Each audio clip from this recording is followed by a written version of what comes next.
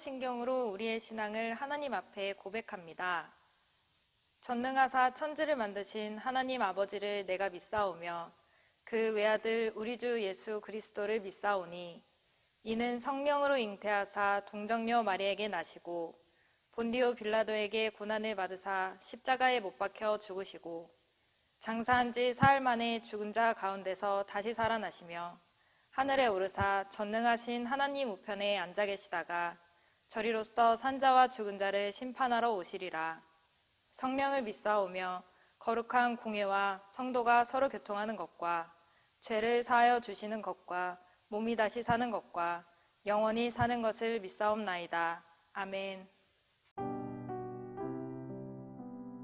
오늘의 말씀, 출애굽기 28장 1절에서 14절 말씀입니다.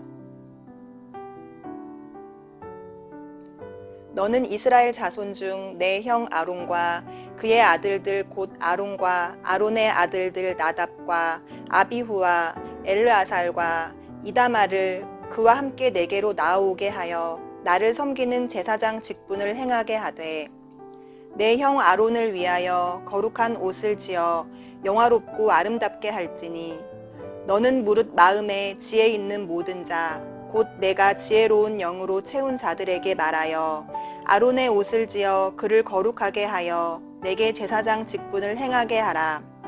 그들이 지을 옷은 이러하니 곧 흉패와 에봇과 겉옷과 반포 속옷과 관과 띠라. 그들이 내 형 아론과 그 아들들을 위하여 거룩한 옷을 지어 아론이 내게 제사장 직분을 행하게 하라. 그들이 쓸 것은 금실과 청색, 자색, 홍색 실과 가늘게 꼰 배실이니라. 그들이 금실과 청색, 자색, 홍색 실과 가늘게 꼰 배실로 정교하게 짜서 에봇을 짓되 그것에 어깨바지 둘을 달아 그 두 끝을 이어지게 하고 에봇 위에 매는 띠는 에봇 짜는 법으로 금실과 청색, 자색, 홍색 실과 가늘게 꼰 배실로 에봇에 정교하게 붙여 짤지며 호마노 2개를 가져다가 그 위에 이스라엘 아들들의 이름을 새기되 그들의 나이대로 6 이름을 한 보석에 나머지 6 이름은 다른 보석에 새기라.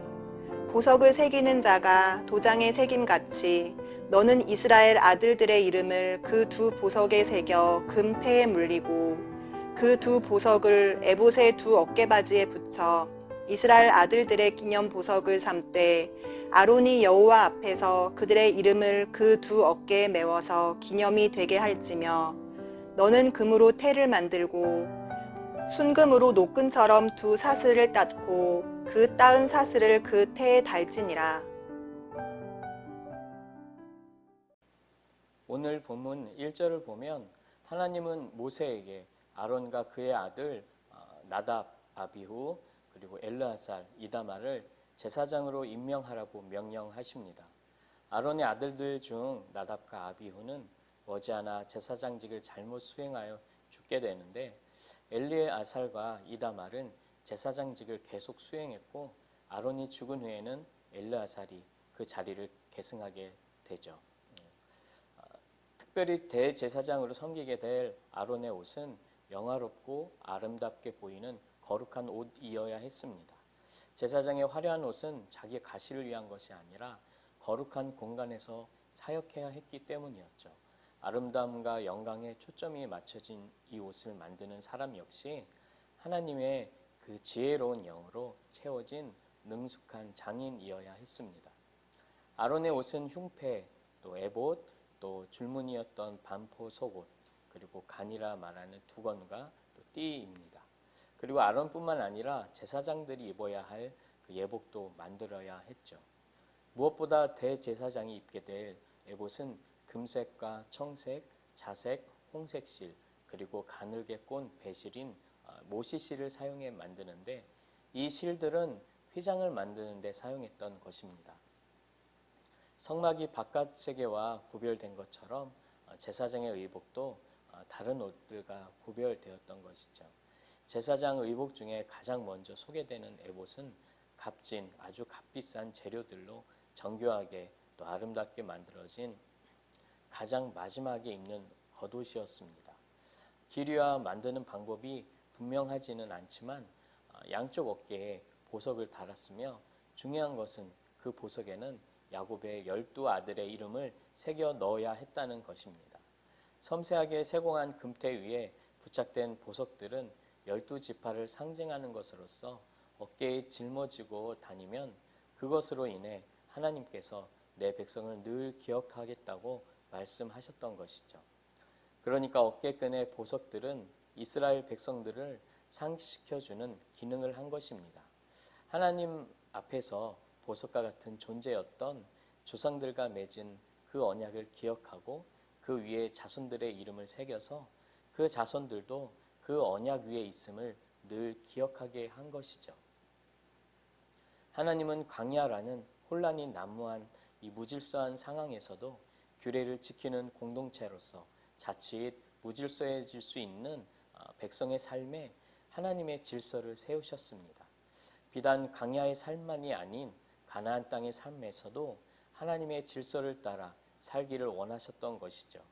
이스라엘은 그 질서 속에서 하나님과의 친밀한 교제를 유지할 수 있었던 것입니다. 그 질서의 맨 앞에 서서 그 백성들을 진두지휘해야 하는 사람이 바로 제사장들이었죠. 그들 스스로가 그 질서의 첫머리가 되어야 했습니다. 그리고 그 첫머리는 되고 싶다고 되는 것이 아니었습니다. 또 거절하고 싶다고 거절할 수 있는 것도 아니었죠. 모든 직분자는 하나님께서 하나님의 뜻대로 세우시는 것이죠. 그것이 질서의 처음입니다. 모든 직분은 자기가 잘나서 능력이 있어서 힘이 있어서 재력이 있어서 또 자기가 맡고 싶다고 해서 되는 것이 아니죠. 하나님께서는 인간의 조건이나 능력을 보고 직분자를 세우지 않으십니다. 과거에 어떤 대단한 일을 했어도 지금 또 얼마나 지위가 높다 하더라도 자격이 될 수 있는 것이 아니죠. 그 자격은 하나님의 부르심입니다. 그래서 직분의 기천이나 우열은 없는 것이죠. 모든 직분들은 하나님의 뜻대로 하나님의 필요에 따라 세우신 고귀한 직분들입니다. 그 중에서도 이 대제사장은 이스라엘 지파들의 이름이 새겨진 보석을 어깨에 메어야 했죠. 그들은 이스라엘 백성들을 양 어깨에 짊어지고 하나님께로 인도하는 막중한 역할을 해야 했던 것입니다. 그리고 이것은 예수 그리스도께서 자신에게 속한 모든 성도들을 짊어지시고 하나님께로 인도하실 것이라는, 그래서 영원한 대제사장이 되실 것이라는 예표이죠.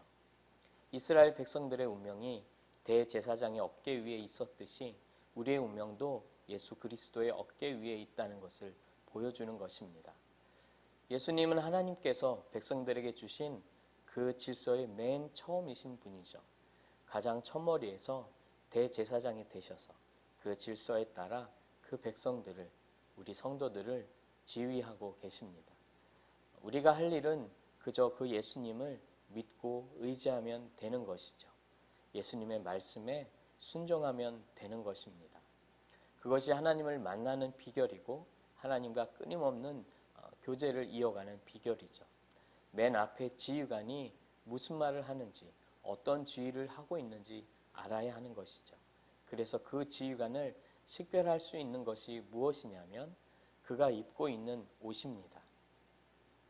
지휘관은 일반 병사들과 같은 옷을 입지 않죠. 적어도 어깨에 붙이는 휘장이라도 다르게 만들어 붙입니다. 그래야 지휘관이라는 것을 알 수 있고 그의 지휘대로 움직일 수 있기 때문이죠. 그것이 그 군대의 질서이고 그 병사들의 운명을 좌우하는 질서입니다. 죽느냐 사느냐의 문제인 것이죠. 우리 대제사장 대신 예수 그리스도의 옷, 하나님의 질서의 가장 첫머리로 그 지휘관으로 알아볼 수 있는 견장이 바로 이 세상과는 너무나도 완전히 구별된 예수님의 그 거룩하심입니다. 그래서 대제사장의 옷이 가장 아름답고 또 귀하게 또 아무렇게나가 아니라 아주 정교하게 세상과 구별되게 만들어진 것이죠. 어디서 봐도 아무리 멀리서 보아도 그 거룩함이 뚜렷하게 보이는 것입니다. 그 거룩을 따라 우리가 살아갈 때 하나님과의 친밀한 교제가 끊이지 않고 늘 하나님과 동행함을 경험하게 되는 것이죠. 그러니 우리의 시선에서 그 그 거룩함을 놓치지 말아야 하는 것입니다. 예수님의 그 거룩하심을 성경 안에서 늘 찾아내야 하는 것이죠. 그리고 주어진 직분에 따라 그 거룩하심을 따라 신실하게 살아가면 되는 것입니다. 우리에게 주어진 직분은 예수님의 거룩을 따라갈 수 있는 방편이 되는 셈이죠. 성도들 사이에서, 하나님 나라의 형제 자매들 사이에서, 또 직분자로서 하나님 주신 질서에 의해 예수님을 따라 거룩의 길을 가게 하는 역할이 바로 직분이라는 것이죠. 그러니 직분의 높고 이 낮음은 존재하지 않습니다. 다 똑같이 그 거룩을 추구하는 역할이 주어져 있을 뿐이죠. 특별한 직분이 없어도 하나님의 백성으로서 예수 그리스도가 첫 머리 대신 그 질서를 따르는 데에는 아무 이상이 없습니다. 혹여 맡겨진 직분이 있다면 예수님의 그 거룩하심이 이 직분을 통해 어떻게 이루어질 수 있을지 기도해야 하는 것이 마땅한 것이죠. 오늘 우리의 운명을 어깨에 짊어지시고 또 우리의 지휘관 되신 예수님께서 어디를 향하시고 또 무슨 말씀을 하시는지 우리의 시선을 그 거룩함에 두고 살아가시는 하나님의 참된 백성 되시기를 주님의 이름으로 축원합니다. 기도하겠습니다. 생명의 주님, 혼란과 무질서의 광야 같은 세상에 살아가고 있는 우리에게 하나님의 질서를 허락하여 주시니 감사합니다.